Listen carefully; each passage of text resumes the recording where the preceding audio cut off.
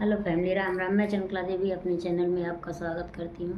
बेटी के जन्म होने के बाद में कैसे घर वाले मतलब ससुराल में कुछ लोग होते हैं कि उदास हो जाते हैं, वही बेटी जन्म का गीत लेके आए हैं। सोहर गीत है। हमरे भैले जब बेटिया सुनाए सखी, हमरे भैले जब बेटिया सुनाए सखी, सुनाए सखी हो सुनाए सखी, हमरे भैले जब बेटिया सुनाओ सखी। बेटिया जन्म जब ससुर सुनी पहिले, बेटिया जन्म जब ससुर सुनी पहिले, उतनो चयापन पगिया सुनाए सखी, उतनो चयापन पगिया सुनाए सखी। हमरे भैली जब बेटिया सुनाए सखी, हमरे भैली जब बेटिया सुनाए सखी।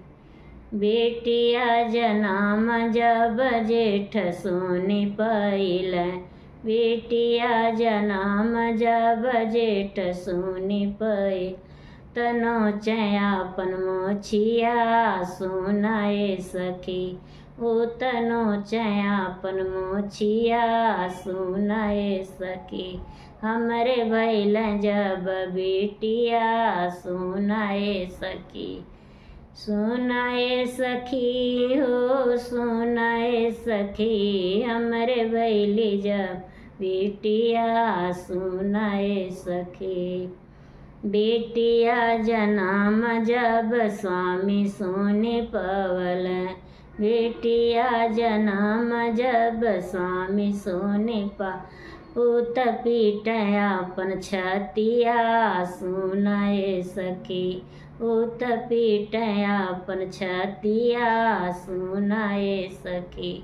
हमरे भैली जब बेटिया सुनाए सखी, हमरे भैली जब बेटिया सुन सखी। जब मोरे बेटिया कयाइली बरतिया, जब मोरे बेटिया कयाइली बरतिया, ससुर बानयापन पगिया सुनाए सखी, ससुर बानयापन पगिया सुनाए कि। हमरे भैली जब बेटिया सुनाए सखी, हमरे भैली जब बेटिया सुनाए सखी।